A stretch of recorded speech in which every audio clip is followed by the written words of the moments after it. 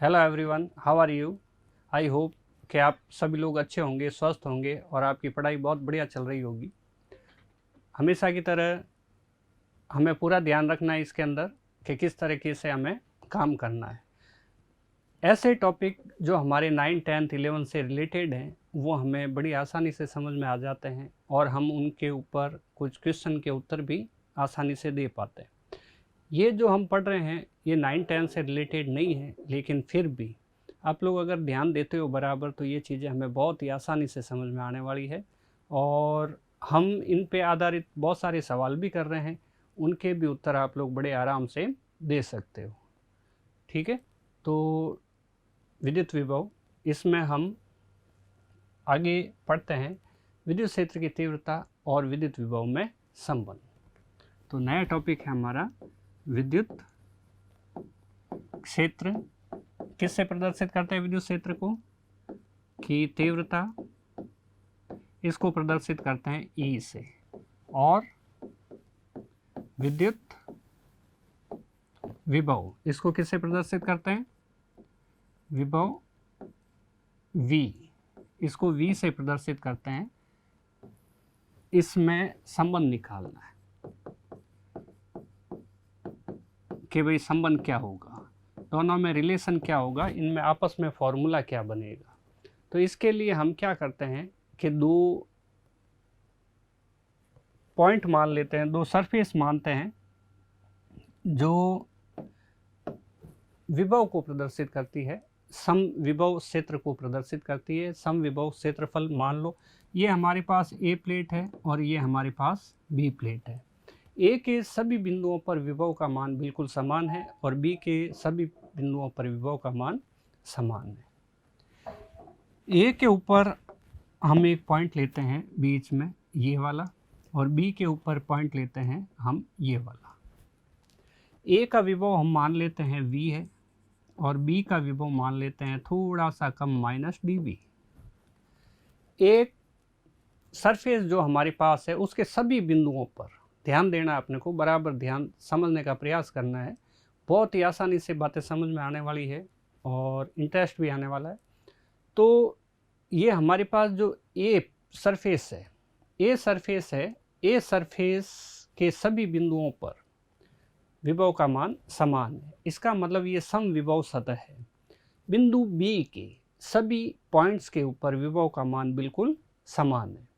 विभव का मान समान है, इसका मतलब बी सतह के सभी बिंदुओं पर विभव का मान है V माइनस dV, और A के सभी बिंदुओं पर विभव का मान है V। अब दूसरी बात आती है हमारे पास कि यहाँ पर विद्युत क्षेत्र की दिशा किधर होगी। तो विद्युत क्षेत्र की दिशा हमेशा समविभव पृष्ठ के परपेंडिकुलर यानी कि लंबवत होती है। हमने इस टाइप का चित्र बनाए थे। ये धनावेश है, धनावेश से विद्युत बल रेखाएं ऐसे गुजरती है और जो समविभव पृष्ठ होता है वो इस टाइप से होता है। ये जो डॉट डॉट का गोला हम बना रहे हैं ये एक, इसके चारों ओर अनंत समविभव पृष्ठ होते हैं, उनमें से ये वाला एक समविभव पृष्ठ है। और समविभव जो पृष्ठ है वो ये है। यहाँ पे अगर देखा जाए तो ये कोण 90 डिग्री का है। तो इस समविभव पृष्ठ से 90 डिग्री पर विद्युत बल रेखा जा रही है। तो और जिधर विद्युत बल रेखा गति करती है उधर ही विद्युत क्षेत्र ई की दिशा होती है। बहुत छोटी छोटी और कंसेप्ट की बातें हैं। जिधर विद्युत क्षेत्र है उधर ही बल रेखाएं होगी और विद्युत क्षेत्र का मान हमेशा समविभव पृष्ठ के लंबवत होगा, परपेंडिकुलर होगा। तो इन बातों को हमें समझना है, ध्यान देना है। तो यहाँ हमारे पास दो समविभव पृष्ठ है ए और बी। ए पर विभव हमने V मान लिया सभी बिंदुओं पर और बी पर विभव मान लिया है V माइनस dV। थोड़ा सा विभव उसका कम है। सेकंड बात हमारे पास आ जाती है कि विद्युत क्षेत्र की दिशा ज्ञात करने की। तो उसके लिए भी हमने अभी देखा जो समविभव पृष्ठ होता है उसके परपेंडिकुलर यानी कि लंबवत दिशा के अंदर कहीं न कहीं विद्युत क्षेत्र की दिशा होती है। ये अगर सतह इस तरह से है तो इसका विद्युत क्षेत्र की दिशा होगी वो या तो ऊपर की ओर होगी या इसके नीचे की ओर होगी, इस टाइप से। ये डायरेक्शन या तो ये होगी या फिर इसमें ये डायरेक्शन ऊपर की ओर होगी। तो इस पॉइंट को कैसे क्लियर करें, मतलब समविभव पृष्ठ ये है हमारे पास। अगर ये पृष्ठ है, हमने बोला कि इसके लंबवत विद्युत क्षेत्र की दिशा होनी चाहिए। अगर लंबवत विद्युत क्षेत्र की दिशा होनी चाहिए तो या तो ऊपर की ओर हो सकती है या फिर नीचे की ओर हो सकती है। तो उसके लिए हमें ध्यान रखना है कि विद्युत क्षेत्र की दिशा हमेशा अधिक विभव से कम विभव की ओर होती है, high potential to low potential. तो विद्युत क्षेत्र की दिशा हो जाएगी हमारे पास ये, विद्युत क्षेत्र ई की दिशा ये वाली हो जाएगी। यह हमारे 2 पॉइंट क्लियर हुए हैं। पहला कि समविभव पृष्ठ के सभी बिंदुओं पर विद्युत विभव समान रहता है। दूसरा, ये नॉर्मल पहले की बात है, हिसाब से देखें तो पहला पॉइंट हमारे पास है कि विद्युत क्षेत्र की दिशा विद्युत समविभव पृष्ठ के लंबवत होती है, पहली बात। दूसरी बात, विद्युत क्षेत्र की दिशा ये जो होती है वो अधिक विभव से कम विभव वाले पृष्ठ की ओर होती है। हमें निकालना है E और V के अंदर संबंध क्या है, दोनों के बीच में रिलेशन क्या है। विभव कहते हैं हम एकांक धनावेश को विद्युत क्षेत्र में किसी बिंदु तक लाने में किया गया कार्य, और उसके लिए सूत्र होता है हमारे पास V बराबर KQ अपॉन R होता है। दूसरा, हमारे पास विद्युत क्षेत्र की तीव्रता है, एकांक धनावेश पर विद्युत क्षेत्र में किसी बिंदु पर लगने वाला बल, ये जो होता है E = F/Q फॉर्मूला हमने पढ़ा हुआ है। यहाँ से हमारे पास F = QE फॉर्मूला आ जाता है। हम क्या काम करते हैं कि एक धनावेश रखते हैं, एक धनावेश इस बिंदु पर रख देते हैं, Q = 1 कूलाम। Q बराबर 1 कूलाम का आवेश इस बिंदु पर रख देते हैं और फिर देखते हैं कि इसके ऊपर बल किधर लगेगा। बल धनावेश पर हमेशा, याद रखने वाला पॉइंट है, धनावेश पर हमेशा बल जो लगता है वो विद्युत क्षेत्र की दिशा में लगता है, और ऋणावेश पर जो बल लगता है वो हमेशा विद्युत क्षेत्र के विपरीत दिशा में लगता है। ये हमने कैसा माना है, ये हमने पॉजिटिव चार्ज माना है। अगर ये धनावेश है, इसके ऊपर भी बल किधर लगना चाहिए, विद्युत क्षेत्र की दिशा में लगना चाहिए। F = QE, कौन से फॉर्मूले से, इस फॉर्मूले से। F बराबर QE बल लगा, जहाँ पे Q है ये 1 कूलाम आवेश जो हमने माना है, और E क्या चीज़ है, विद्युत क्षेत्र की दिशा जो पृष्ठ A से B की ओर है, जो अधिक विभव से कम विभव की ओर है। अब इधर की साइड तो ये आवेश अपने आप चला जाएगा, मतलब ऊपर की साइड ये आवेश अपना आप चला जाएगा। हमें क्या करना है कि ये जो दोनों पृष्ठ है इनके बीच की दूरी हम dr मान लेते हैं। हमें क्या काम करना है, इस आवेश को यहाँ से इस नीचे वाले A सरफेस के ऊपर, A सतह के ऊपर लेके आना है। तो हमें विद्युत क्षेत्र के विरुद्ध इस आवेश को ले जाने में कार्य करना पड़ेगा।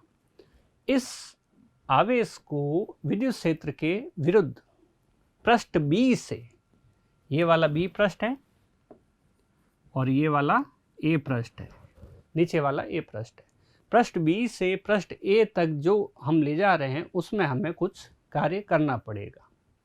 ये कार्य इसमें स्थितिज ऊर्जा के रूप में संचित रहता है। कार्य देखते हैं, W A से B या B से A, कुछ भी लिखो, हम A भी लिख देते हैं। कार्य का सूत्र होता है बल इंटू विस्थापन, यानी कि F.dr वेक्टर। अगर ध्यान से देखें तो F किधर लग रहा है, ऊपर की ओर, F लग रहा है ऊपर की ओर, और हम इसको ले जा रहे हैं इसके विपरीत दिशा में, यानी कि विस्थापन हो रहा है नीचे की ओर, विस्थापन नीचे की ओर। तो दोनों के बीच में कोण कितना बना, 180 डिग्री। और हम ये भी पढ़ चुके हैं A.B क्या होता है, A.B = होता है AB cos थीटा, और A क्रॉस B क्या होता है, AB sin थीटा। अभी हमारे यहाँ काम आने वाली चीज़ है A.B। इसका मतलब F dot D R, F dot D R. इसमें से अगर हम डब्ल्यू ए बी डॉट हटाते हैं तो F D R cos theta बनेगा। थीटा बनेगा यहाँ पर, कहाँ पर, यहाँ पर। यहाँ पर हमें पता है F is equal to Q E होता है, इलेक्ट्रोस्टैटिक में पढ़ा था हमने, एफ बराबर क्यू ई है, तो एफ बराबर क्यू ई लिख दिया। तो क्यू बराबर यहाँ पे कितना है, 1 कूलाम, हमने 1 कूलाम ही लिया, तो एफ इज इक्वल टू क्या हो गया, कैपिटल ई हो गया। दूसरी बात, यहाँ पे थीटा किसके बराबर है, थीटा 180 के बराबर है, थीटा बराबर 180 डिग्री और cos 180 degree is equal to -1। इसका मतलब हमारे पास एफ की जगह हम क्या लिख सकते हैं, ई लिख सकते हैं, ई विद्युत क्षेत्र की तीव्रता, और थीटा की जगह 180 डिग्री और कॉस 180 का मान -1। तो यहाँ पे हमारे पास डब्ल्यू ए बी बराबर आ जाएगा F D R cos theta. F हटाएंगे, एफ हटाएंगे और उसकी जगह लिखने वाले हैं डब्ल्यू ए बी। एफ की जगह लिखेंगे कैपिटल ई, डी आर की जगह लिखेंगे डी आर और कॉस थीटा की जगह लिखेंगे ये वाला -1। तो हमारे पास फॉर्मूला आ गया -E/d/r W A B, equation number 1। तो अगर ध्यान से देखें इसको तो हमारे पास ये ए और बी, ये दो सतह है, ए समविभव पृष्ठ है, बी भी समविभव पृष्ठ है। ए के सभी बिंदुओं पर, ए सतह के सभी बिंदुओं पर विभव v है और बी के सभी बिंदुओं पर विभव v माइनस डी वी है, थोड़ा सा विभव इसमें कम है। दूसरी प्रॉब्लम आई हमारे पास कि इसमें विद्युत क्षेत्र की दिशा लेनी है, तो उसके लिए हमें पता चला, क्या पता चला कि समविभव पृष्ठ जो होता है उससे लंबवत दिशा में 90 डिग्री पर विद्युत क्षेत्र ई की दिशा होती है। बिल्कुल ठीक। तीसरी बात ये थी कि परपेंडिकुलर लंबवत दिशा ऊपर भी हो सकती है, इस सतह के नीचे भी हो सकती है। तो अब क्या करें, तो अब हमारे पास एक चीज आई कि विद्युत विभव की दिशा अधिक वोल्टेज से कम वोल्टेज की ओर। सीधी बात है, -dV हो रहा है, इसका मतलब बी सतह का वोल्टेज कम है, अधिक वोल्टेज से कम वोल्टेज की ओर। अगला पॉइंट हमने देखा था कि यहाँ पे एक सतह बी के सेंटर पे हमने एक कूलाम का आवेश रख दिया, 1 कूलाम का आवेश। अब इस 1 कूलाम के आवेश के ऊपर बल F बराबर QE किधर लगेगा, F बराबर QE किधर लगेगा, तो ऊपर की ओर लगेगा। धनावेश जो होता है उस पर हमेशा बल विद्युत क्षेत्र की दिशा में लगता है और ऋणावेश जो होता है उसके ऊपर बल हमेशा विद्युत क्षेत्र के विपरीत दिशा में लगता है। तो यहाँ पर बल F बराबर QE ऊपर तो अपने आप लग जाएगा, ऊपर की ओर आवेश को ले जाने में हमें क्या कार्य करना पड़ेगा, हमें कोई कार्य नहीं करना पड़ेगा। तो सतह B से आवेश को लेके आ रहे हैं सतह A तक, अगर सतह A तक लेके आ रहे हैं तो हमें विद्युत क्षेत्र के विरुद्ध कार्य करना पड़ेगा, विद्युत क्षेत्र के उल्टी दिशा में चलना पड़ेगा। उसके लिए हमें कार्य करना पड़ेगा कार्य बराबर बल इंटू विस्थापन, F डॉट डी आर। ये फॉर्मूला है 9th 10th 11th में आता है। और अगर हम देखें तो फोर्स F बराबर QE ऊपर की साइड है और विस्थापन DR नीचे की साइड है। अगर विस्थापन DR नीचे की साइड है तो दोनों के बीच कोण कितना है, 180 डिग्री। तो F बराबर QE, Q का मान 1, थीटा बराबर 180 और ये हमारे पास एक फॉर्मूला हो गया। अब यहाँ पे ये किसके बराबर, WAB। विभव की परिभाषा हमें पता है कि W/Q बराबर विभव होता है। तो विभव की परिभाषा अपने पास पता है कि WAB upon Q is equal to VB minus VA, यानी कि विभवांतर। हम इसको B से ले जा रहे हैं, VA माइनस VB लिख दो, अंतर ही आएगा, बस केवल निशान का फर्क पड़ जाएगा, या तो प्लस में होएगा या फिर माइनस में होगा। तो यहाँ पर हम लिख सकते हैं डब्ल्यू ए बी, क्यू तो 1 कूलाम है, तो W A B is equal to, Q का हमने नहीं लिखा, क्यों नहीं लिखा, इसलिए नहीं लिखा कि क्यू की वैल्यू कितनी है, Q is equal to 1 volt. अब हम यहाँ पर वी बी की वैल्यू लिख लेते हैं, V A minus V B कर लेते हैं, देखते हैं।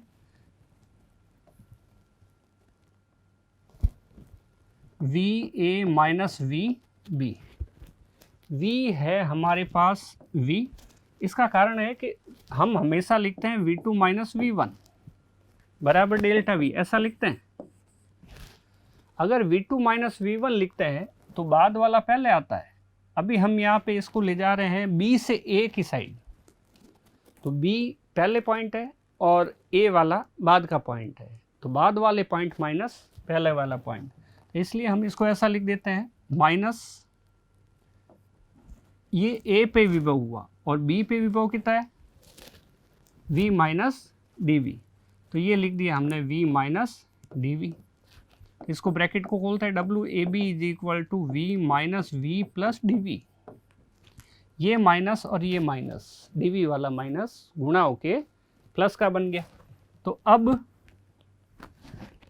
W A B is equal to हमारे पास V से V कैंसिल हो गए, हमारे पास बचा डी वी।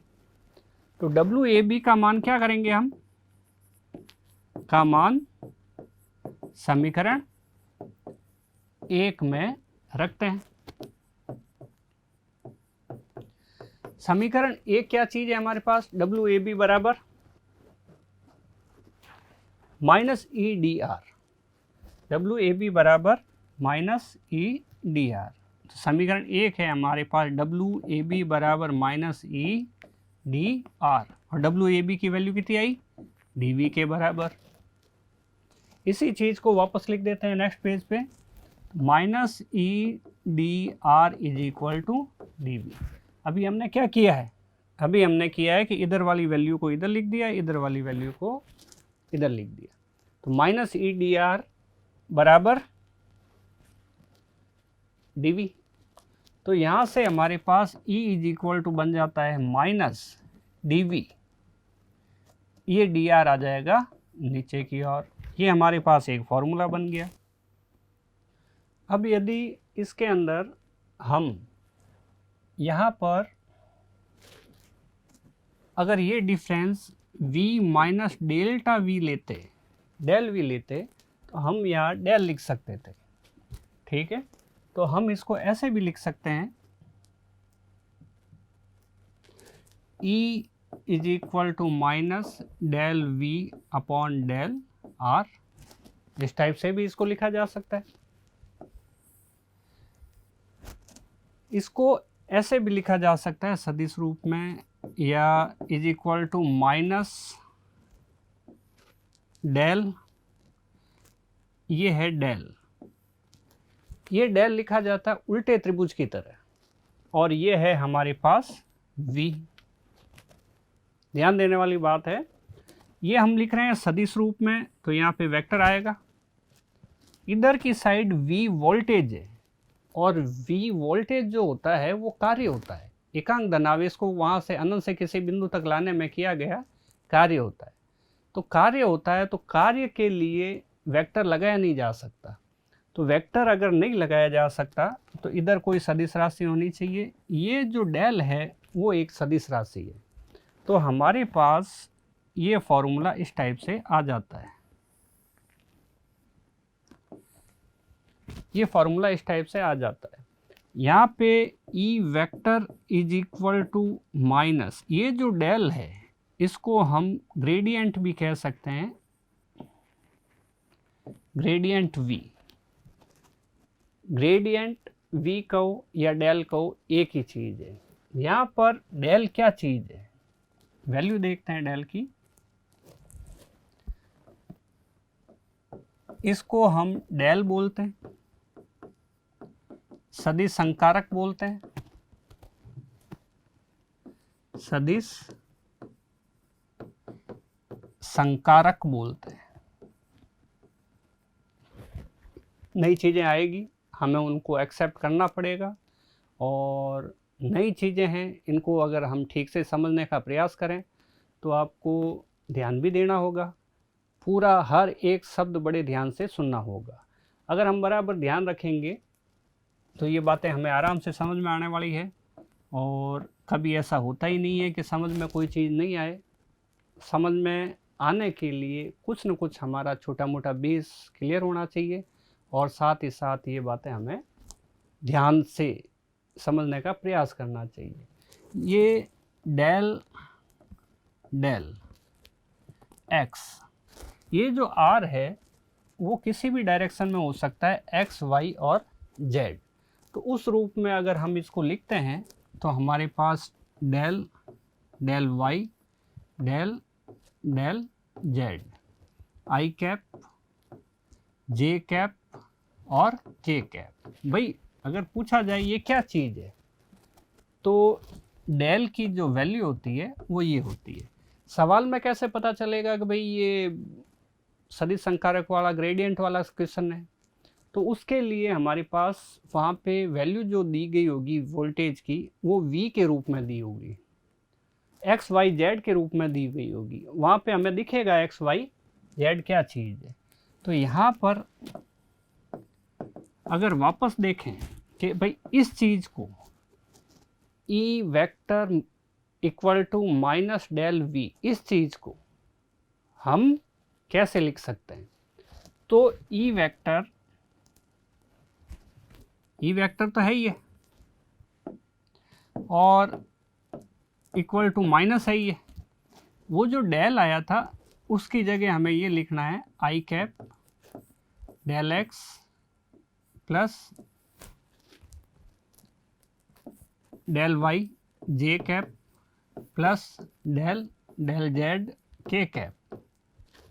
ठीक है, और पीछे क्या बचा, वाई बचा।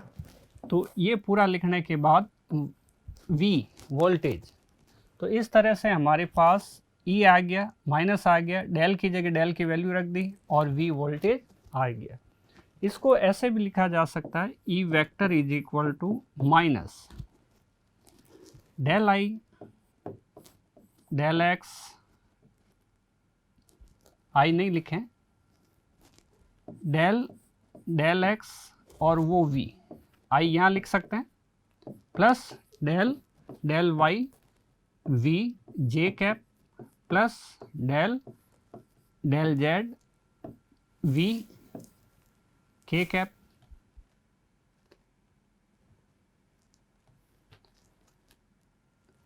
Plus del del Z V K cap, ये ब्रैकेट बाहर माइनस है ये। तो ये हमने देखा है कि विद्युत क्षेत्र कैपिटल E और विद्युत विभव V के अंदर क्या रिलेशन होता है। इसके बाद हम इस पर आधारित एक सवाल करना चाहते हैं, और सवाल करेंगे तो हमें कुछ क्लियर भी होगा कि भाई इसके ऊपर सवाल आते कैसे, देखते हैं।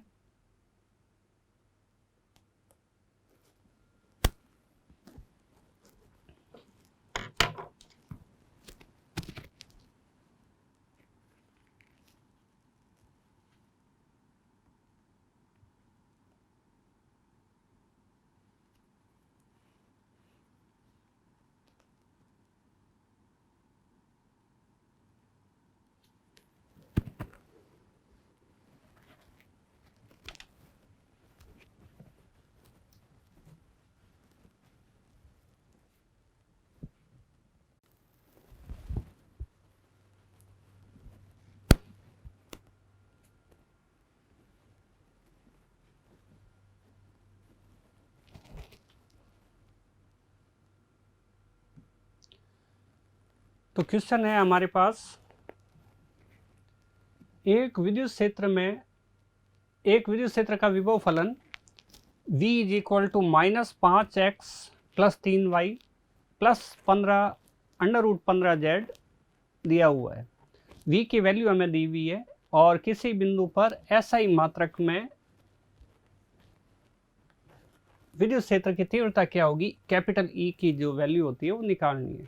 ऑप्शन दिए हुए हमारे पास 3√2, 4√2, 5√2 और 7। सीधी बात है, हमारे पास फॉर्मूला यही लगने वाला है, E = डेल V, या फिर इसको हम लिखना चाहें तो इस टाइप से लिख सकते हैं। तो फॉर्मूला यही लगने वाला है। तो आंसर क्या आएगा, इसके लिए हमें थोड़ी सी जानकारी अवकलन की होनी चाहिए, अवकलन के बारे में थोड़ी सी जानकारी होनी चाहिए। अगर उसके बारे में जानकारी है तो ये बड़े आसानी से हो जाएगा। तो यहाँ पे पहली बात, हमारे पास जो कांस्टेंट चीज़ होती है उसका जो अवकलन होता है वो 0 होता है, ये हमें ध्यान रखना है। कांस्टेंट का अवकलन क्या होता है, 0 होता है। और जिसके सापेक्ष हम अवकलन कर रहे होते हैं उसको छोड़ो, उसके अलावा बाकी सारी की सारी चीज़ें कांस्टेंट है। जैसे हमारे पास d5xy/dx है, तो यहाँ से पता चला कि हम किसके सापेक्ष अवकलन कर रहे हैं, हम x के सापेक्ष अवकलन कर रहे हैं। ऊपर हमारे पास 3 चीज़ें हैं, एक है 5, दूसरा है x और तीसरा है y। तो हम अगर x के सापेक्ष अवकलन कर रहे हैं तो x को छोड़ो, इसके अलावा 5 और y क्या हो गए, कांस्टेंट हो गए। 5 और y कांस्टेंट है, तो यहाँ पे ये चीज़ आ जाती है। एक और बात कि हमारे पास 5x है और इसका हमें अवकलन करना है तो 5 आएगा, क्योंकि x का अवकलन जो होता है वो 1 हो जाता है। फॉर्मूला है हमारे पास dx to the power n dx बराबर n(x⁻n−1)। यहाँ x की पावर कुछ नहीं है, इसका मतलब x की पावर 1 है। जब 1 में से 1 माइनस होगा तो 0 बचेगा, और 1 इंटू एक्स की power 0 is equal to 1 into X की पावर 0 का मान भी 1। हर बात ध्यान देने वाली है, किसी चीज़ की पावर 0 हो, किसी संख्या की पावर 0 हो तो उसकी वैल्यू कितनी होती है, हमेशा 1 होती है। और ये फॉर्मूला लगाया कि x की पावर में कुछ भी नहीं है तो x की पावर में 1 है। अगर x की पावर में 1 है तो फॉर्मूला लगाते हैं, पावर आगे आती है इस तरह से, और x की पावर में से 1 कम हो जाता है, 1 की जगह 1 है, x की 1 माइनस 1 कितना हो जाएगा, 0 हो जाएगा। और 1 x की पावर 0 कितना होता है, 1 होता है, तो हम यहाँ पे इंटू 1 लिखेंगे तो उत्तर आएगा 1। तो इस तरीके से हम x का अवकलन 1 बोलते हैं। x का अवकलन कितना हो गया, 1 हो गया। ये कांस्टेंट है, कांस्टेंट को वैसे वैसे लिखा जाता है, तो इस टाइप से। तो अभी हमने जो कुछ 1-2 बातें बताई वापस देखो। कांस्टेंट का अवकलन कितना होता है, 0।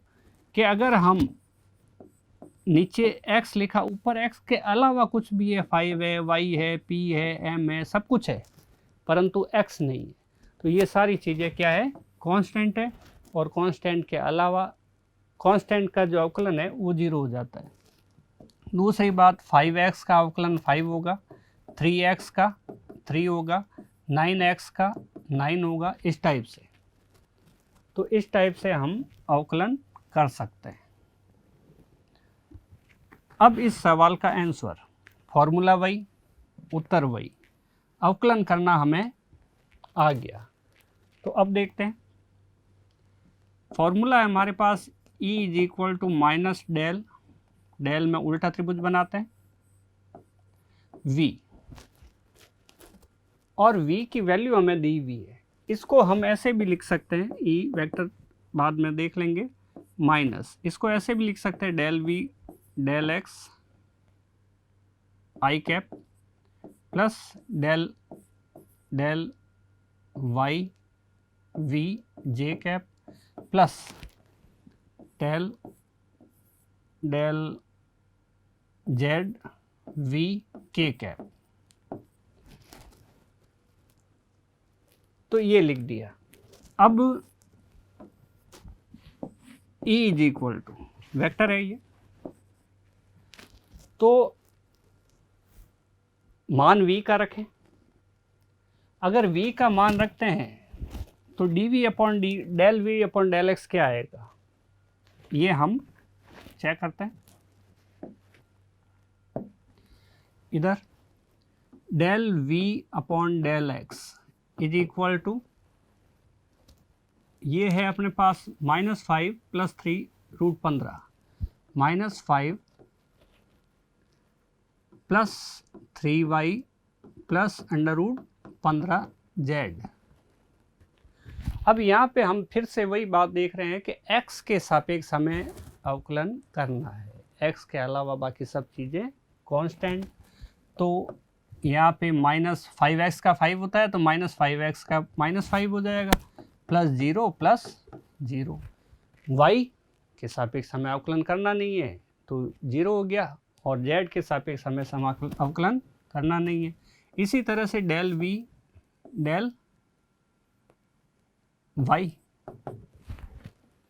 उसके लिए हमारे पास डेल x, मिटा के वापस कर लेते हैं एक बार। तो डेल x v की वैल्यू लिख देते हैं -5x + 3y + √15z। तो यहाँ पे आ गया हमारे पास -5 + 0 + 0 बराबर -5। Del v upon del y same to same condition में करते हैं तो बोलो उत्तर क्या होना चाहिए, -5x + 3y + √15z। ये तो हमने मान रखा है। अब अवकलन क्या होना चाहिए, y वाली टर्म देखो कौन सी है, उसके अलावा सब 0 + 3 + 0 बराबर आंसर आ जाएगा 3। इसी तरह से del v del z -5x + 3y और +√5z। बात हमारे समझ में आ चुकी है कि अब हम z के अलावा बाकी को 0 करने वाले हैं। तो ये 0 + ये 0 + √15, तो इसका आंसर आ जाएगा हमारे पास √15। तो सारे अवकलन हमारे पास आ चुके हैं, और ये जो है इसको हम लिखने वाले हैं E vector is equal to minus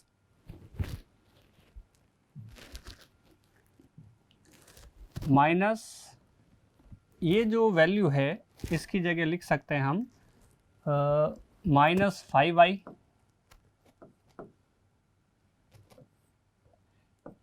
इसके अंदर भी माइनस ही रहेगा, -5y किसका मान, del v upon del x का मान, del v upon del x का मान प्लस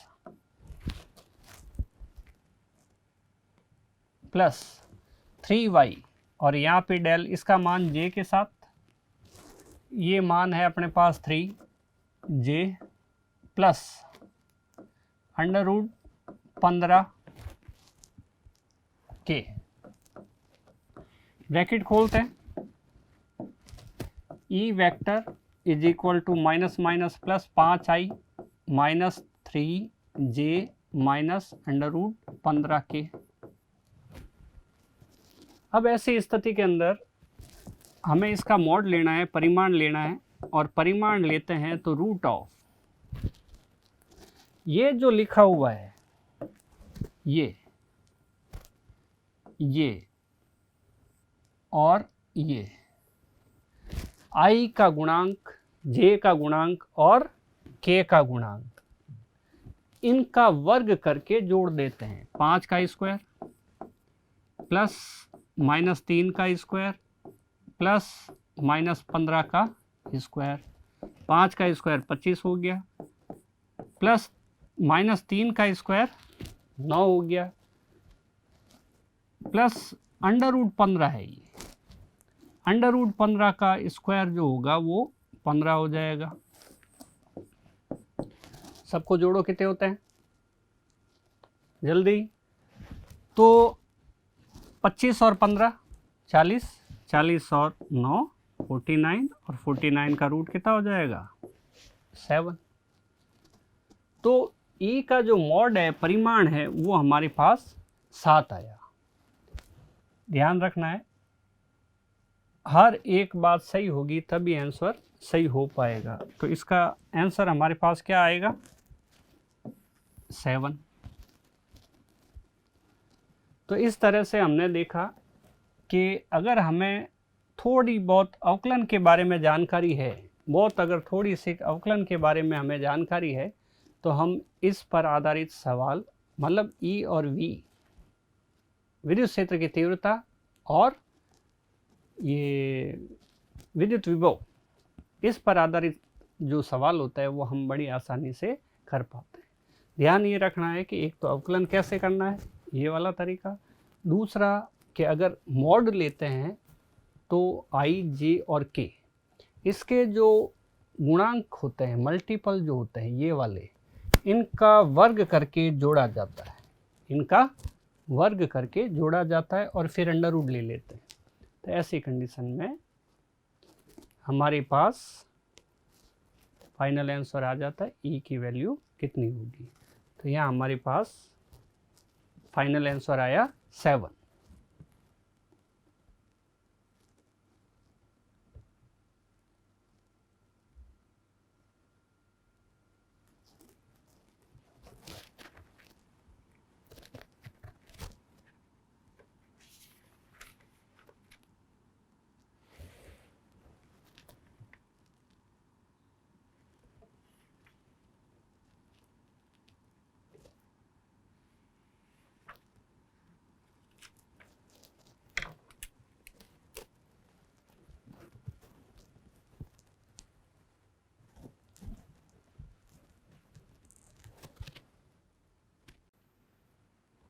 तो नेक्स्ट क्वेश्चन है अपने पास, 1 वोल्ट विभवांतर तुल्य होता है। 1 वोल्ट विभवांतर किस चीज के तुल्य होगा, किसके बराबर होगा? तो इसके लिए हमारे पास सूत्र है V = W/Q, एक फार्मूला होता है। परिभाषा से यही फार्मूला है हमारे पास कि एकांक धनावेश को अनंत से विद्युत क्षेत्र में किसी बिंदु तक लाने में किया गया कार्य। परिभाषा अब याद होनी चाहिए, V = W/Q। अगर हम परीक्षण आवेश लेते हैं तो कई बार हम यहाँ पे Q0 भी लिख देते हैं, और यहाँ हमारे पास कार्य का मात्रक जूल हो जाएगा और आवेश का मात्रक कूलाम हो जाएगा। अगर आवेश का मात्रक कूलाम हो जाएगा तो यहाँ हम लिख सकते हैं 1 वोल्ट, ये वोल्टेज का, और यहाँ लिख सकते हैं हम 1 जूल, और यहाँ लिख सकते हैं हम 1 कूलाम। तो इस तरह से हमारे पास आंसर आ जाएगा। 1 वोल्ट का जो विभवांतर है उसकी जो वैल्यू है 1 जूल प्रति कूलाम, आंसर आ जाएगा। तो इसका सी उत्तर राइट हो जाएगा। नेक्स्ट क्वेश्चन हमारे पास है, विद्युत विभव की विमा क्या होती है? विद्युत विभव की विमा ये हमने निकाला था जब हमने पढ़ा था V = वही फॉर्मूला W/Q। कार्य का सूत्र होता है कि V = बल इंटू विस्थापन, Fs लिख सकते हैं, FDR लिख सकते हैं, और नीचे Q लिख दिया। Q धारा है, I = Q/T एक फार्मूला होता है। ये छोटे छोटे फार्मूले हैं, कहीं हमें एक अलग से पेपर पे लिख के इनको टाइम टू टाइम रिवाइज करना चाहिए, तभी ये याद हो पाएंगे। और बल की विमा हमारे पास हो जाती है M1 L1T-2, और ये है विस्थापन, विस्थापन की विमा हो जाएगी L1। यहाँ से हमें पता चलता है Q = IT होता है, I की विमा A1 और इसकी विमा T1। ठीक है, तो इसकी विमा हो गई A1 T1। तो M1 L2, ये 1 और ये 1 2 हो जाएंगे और t minus 3 a minus 1, m1 l 1 और 1 2 हो गए, ये 1 और ये 1 2 हो गए, t माइनस 2 है, ये t नीचे वाला जो 1 है ऊपर आएगा तो माइनस 1 हो जाएगा, ऊपर ऑलरेडी माइनस 2 है ही है, ये नीचे से आके माइनस 3 बनेगा तो t माइनस 3 और उसके बाद a नीचे है ऊपर आएगा तो a माइनस 1 आंसर बनेगा। तो विद्युत विभव की विमा हो जाएगी m1 L2 t minus 3a minus 1। तो इस तरह से हमारे पास इसका कौन सा आंसर राइट होगा, m1 L2 ये राइट हो जाएगा, ए राइट हो जाएगा, m1 L2 t3 a minus 1। Next है हमारे पास एक समबाहु त्रिभुज के तीनों कोणों पर समान आवेश उपस्थित है। एक समबाहु त्रिभुज का मतलब होता है ऐसा एक त्रिभुज जिनकी तीनों भुजाएं आपस में बराबर हो और उसके केंद्र पर विद्युत विभव V और विद्युत क्षेत्र की तीव्रता कैपिटल E, इन दोनों के लिए क्या चीज़, कौन सा ऑप्शन अपने सही होगा। तो समबाहु त्रिभुज क्या होता है, समबाहु त्रिभुज होता है जिसकी सभी भुजाएं बराबर हो, ये हमने बनाया समबाहु त्रिभुज जिसकी सब भुजाएं आपस में बराबर है। अब इस समबाहु त्रिभुज के ऊपर कोनों पर 3 आवेश रखे हुए हैं और तीनों आवेश एक जैसे हैं, Q, Q और Q, Q, Q और Q, ये 3 आवेश है, तीनों आवेश एक जैसे रखे हुए हैं। अब V और E के बारे में देखते हैं। हम पहले देखते हैं E के बारे में। इस केंद्र पर E की वैल्यू क्या होगी। अब E की वैल्यू निकालने के लिए यहाँ हम मानते हैं कि भाई परीक्षण आवेश Q0 रखा हुआ है, Q0 रखा हुआ है, तो इस Q0 पर इस आवेश के कारण जो बल लगेगा या विद्युत क्षेत्र की तीव्रता की दिशा होगी वो इधर होगी। E का फॉर्मूला होता है KQ upon R square, E is equal to KQ upon R square. Distance जो है वो यहाँ से यहाँ तक आएगी, ये डिस्टेंस, और इस आवेश के लिए डिस्टेंस ये काम आएगी। तो ये डिस्टेंस और ये डिस्टेंस आपस में बराबर है और इसके कारण विद्युत क्षेत्र की दिशा, इस आवेश के कारण विद्युत क्षेत्र की दिशा इस साइड में होगी और इस तीसरे आवेश के कारण विद्युत क्षेत्र की दिशा जो होगी, ये तीसरे आवेश के कारण ये भी डिस्टेंस बराबर ही है और इस आवेश के कारण विद्युत क्षेत्र की जो दिशा होगी वो इस दिशा में होगा। अब अगर ध्यान से देखा जाए तो ये तीनों जो डिस्टेंस है, दूरियां हैं आपस में सेंटर से, वो तीनों ही बराबर है और अगर तीनों बराबर है तो ये तीनों जो विद्युत क्षेत्र की तीव्रताएं हैं वो E और E, ये तीनों भी आपस में बराबर है। अब जब ये 3 बन रहे हैं तो ये जो कोण बना हुआ है वो 120 डिग्री का बना हुआ है, ये कोण 120 डिग्री का है, ये कोण 120 डिग्री का है। तो ऐसी स्थिति में इन दो ऊपर वाले दो विद्युत क्षेत्र की तीव्रताओं का परिणामी क्या होगा। ऊपर वाली तीव्रताओं का परिणामी निकालने के लिए हमारे पास सूत्र है E vector is equal to root of E1 vector plus E2 square, dash ले लेते हैं, और प्लस 2E1 E2 और कॉस 120 डिग्री, कॉस 120 डिग्री। अब E1 और E2 बराबर है तो E का स्क्वायर प्लस E का स्क्वायर प्लस 2E का स्क्वायर और कॉस 120, कॉस 120 का मान, तो कॉस 120 का मान या अलग तरीके से देखते हैं, cos 120 is equal to cos 90 plus 30।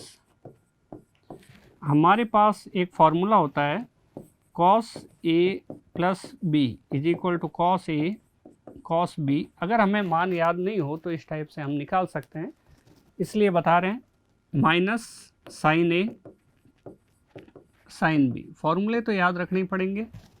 और उसके बाद कॉस ए की वैल्यू 90 डिग्री है और बी की वैल्यू 30 डिग्री है, तो कॉस 90 कॉस 30 माइनस साइन 90 और साइन 30।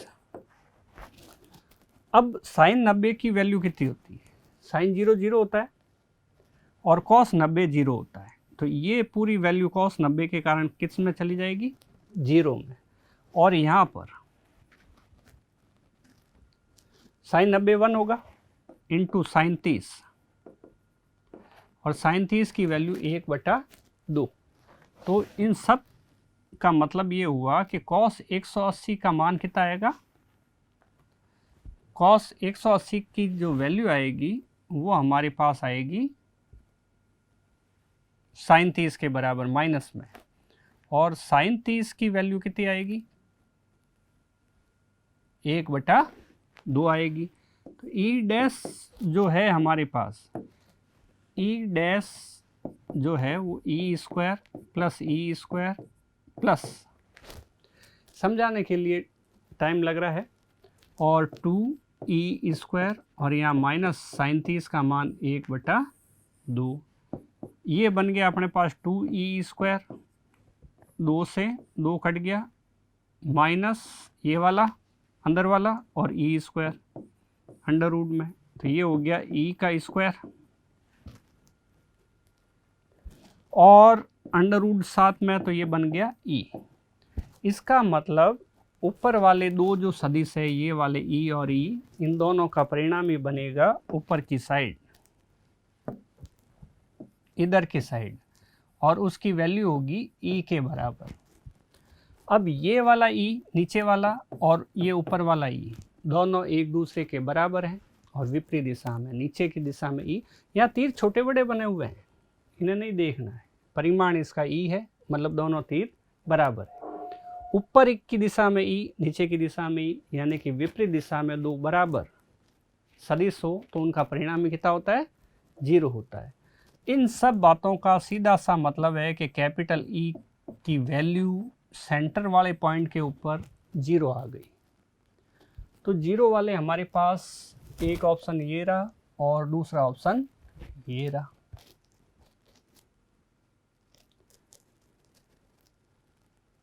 अगली बात हमारे पास v = 0 होगा या नहीं होगा। v है हमारे पास अदिश राशि, और अगर v हमारे पास अदिश राशि है तो v बराबर v1 plus v2 plus v3 लगेगा, और v = kq/r plus kq/r plus kq/r। तो v = 3kq/r, जहाँ पे r क्या चीज़ है? r हम ले रहे हैं यहाँ से यहाँ तक की दूरी, शीर्ष से सेंटर तक के बीच की दूरी, शीर्ष से सेंटर तक के बीच की दूरी r, ये भी दूरी r है और ये भी दूरी r है। तो ऐसी कंडीशन में अब क्या करें? v = 0 होगा या नहीं होगा? तो यहाँ से हमें दिख रहा है v is not equal to 0। इसका मतलब आंसर हो जाएगा हमारे पास v is not equal to 0। अब नेक्स्ट क्वेश्चन, निम्न में से कौन सा कथन समविभव पृष्ठ के लिए सही है? समविभव पृष्ठ का मतलब हम जानते हैं कि ऐसा पृष्ठ जिसके सभी बिंदुओं पर विभव का मान क्या हो? बराबर हो। अगर विभव का मान बराबर है सभी पॉइंट के ऊपर तो समविभव पृष्ठ होते हैं। साथ में हम विभव की परिभाषा भी जानते हैं कि एकांक धनावेश को एक बिंदु से दूसरे बिंदु तक ले जाने में किया गया कार्य विभवांतर कहलाता है।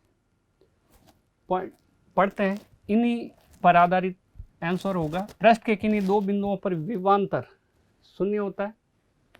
एक ही पृष्ठ है और वो समविभव पृष्ठ है। तो हमने इस टाइप का एक सवाल किया था जिसके अंदर सभी बिंदुओं पर ए लियो, B C, A B C, तो हमने बोला था वी ए बराबर वी बी बराबर वी सी, यानी कि सभी बिंदुओं पर विभव समान है। तो पहला पॉइंट सही है कि कोई भी दो बिंदु ले लो, उन दो बिंदुओं पर विभव का मान समान ही रहेगा। दूसरी बात है तो ये राइट है। कौन सा सही नहीं है ये बताना है, सवाल को ध्यान से पढ़ना होगा। ऐसा नहीं कि पहला ही पॉइंट पढ़ा अरे ये राइट है और राइट करके आगे तो गलत हो जाएगा। तो विद्युत क्षेत्र सदैव पृष्ठ के लंबवत होता है, बिल्कुल पृष्ठ के लंबवत होता है। अभी एक सवाल किया हमने जिसमें बोला भी था विद्युत क्षेत्र की तीव्रता, और टॉपिक किया था हमने एक विद्युत क्षेत्र की तीव्रता और विद्युत विभव V में संबंध, जहाँ फाइनल आंसर आया था E बराबर माइनस dV/dr। तो इसके अंदर जो देखा हमने तीव्रता और ये दोनों आपस में लंबवत होते हैं। समविभव पृष्ठ और विद्युत क्षेत्र की तीव्रता दोनों लंबवत होते हैं, बिल्कुल सही है। तीसरी बात, पृष्ठ के किन्हीं दो बिंदुओं के बीच एक आवेश को विस्थापित करने में कार्य नहीं होता है, बिल्कुल ठीक है। हम जब विभव बराबर रहते हैं तो V2 माइनस V1 बराबर W/Q, ये फॉर्मूला हो गया। अगर विभव बराबर है तो V2 की जगह भी हम लिखेंगे V और V1 की जगह भी लिखेंगे V, यानी कि V माइनस V बराबर कितना हो जाएगा 0। दिस इम्प्लाइज W बराबर 0। वज्र गुणा करो Q इंटू 0, Q इंटू 0 ही होगा, तो ये भी राइट है। अब देखते हैं लास्ट, पृष्ठ के किन्हीं दो बिंदुओं पर आवेश को विस्थापित करने में कार्य होता है। तो बस सीधी सी बात है, ये दो ऑप्शन ही ऐसे हैं जो उल्टे हैं, यानी कि एक कह रहा है कि कार्य नहीं होता है और दूसरा कह रहा है कार्य होता है। तो इनमें से ही एक कोई गलत है, तो ये वाला ऑप्शन गलत है। अब ये गलत है तो इसका मतलब ये नहीं इसे छोड़ दें। हमारा सही उत्तर जो है वो द है, क्योंकि इसने पूछा है कि सही नहीं है वो वाला बताओ। तो इसी के साथ हम नेक्स्ट क्वेश्चन करते हैं। एक विद्युत द्विध्रुव का द्विध्रुव आघूर्ण, यानी कि P इज इक्वल टू हमें दिया हुआ है 1.6 इंटू 10 की घात -29 coulomb into centimetre. Coulomb into, ये तो कूलाम इंटू सेंटीमीटर। द्विध्रुव से 0.1 मिलीमीटर की दूरी, यानी कि R की वैल्यू दी हुई है 0.1 millimetre, is equal to 0.1 into 10 की घात -3 मीटर इज इक्वल टू 10 की घात -4 मीटर। ये पॉइंट हटेगा, नीचे 10 आएगा, 10 की घात -3 पहले से पड़ी है। ये एक जीरो ऊपर जाएगा तो हमारे पास यहाँ पे एक पावर बढ़ जाएगी।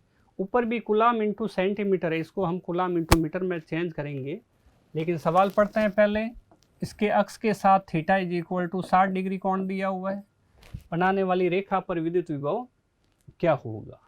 तो सबसे पहले सवाल पढ़ते ही हमारे दिमाग में डायग्राम आना चाहिए कि डायग्राम कैसा होगा।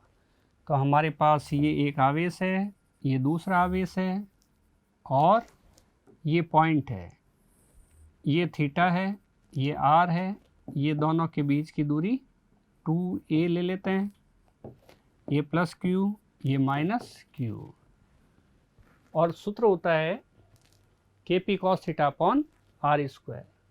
V is equal to KP cos theta upon R square. वापस देखते हैं, P की वैल्यू दी हुई है कूलाम इंटू सेंटीमीटर, इसको मीटर में कन्वर्ट करेंगे। दूसरा है द्विध्रुव से 0.1 मिलीमीटर दूरी पर द्विध्रुव से, यानी कि ये दूरी सही है। कई बार ऐसा इसलिए पढ़ रहे हैं, कई बार ये कहता था दोनों आवेशों के बीच की दूरी 0.1 मिलीमीटर है या और कुछ है, तो ऐसी कंडीशन में थोड़ा गड़बड़ होने की संभावना रहती है। और यहाँ पे v is equal to k का मान 9 इंटू 10 की घात 9, p की वैल्यू दी हुई है 1.6 इंटू 10 की घात -29, सेंटीमीटर को मीटर में बदलने के लिए 100 से डिवाइड करते हैं, यानी कि -2 और कर दिया।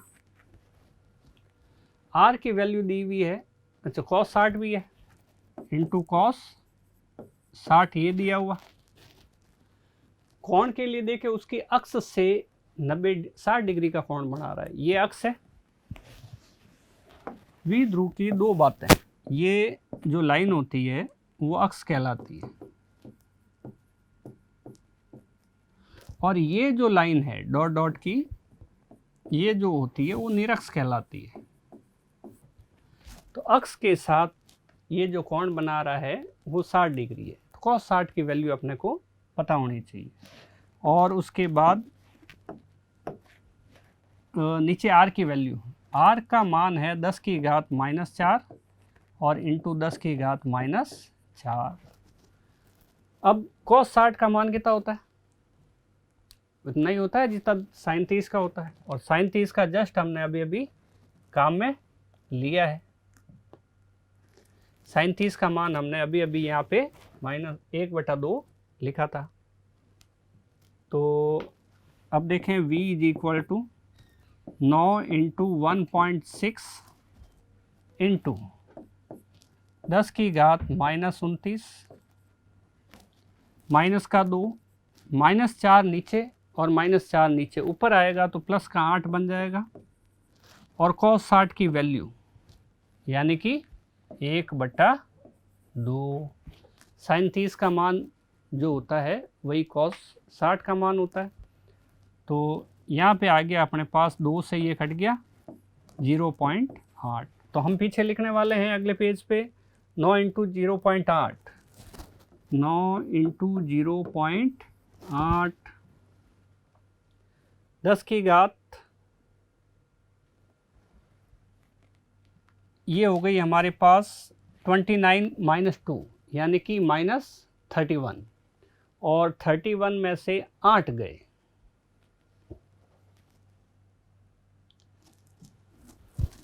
इंटू 10 की घात -31 plus 8, v is equal to, तो v is equal to 7.2, 8 into 9 72 होते हैं, पॉइंट लगाया यहाँ पे।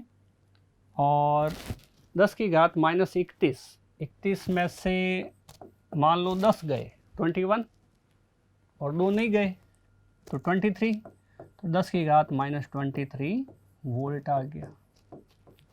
तो ये हमारे पास 7.2 इंटू 10⁻23 वोल्ट इसका आंसर हो जाएगा। तो सब्सक्राइब करें हमारा apex classes edutech YouTube channel, साथ ही बेल आइकन को क्लिक करना बिल्कुल ना भूलें, ताकि आगे आने वाले सभी यूट्यूब वीडियोस की अपडेटेड नोटिफिकेशंस सबसे पहले आपको मिले। Apex classes edutech, subscribe now.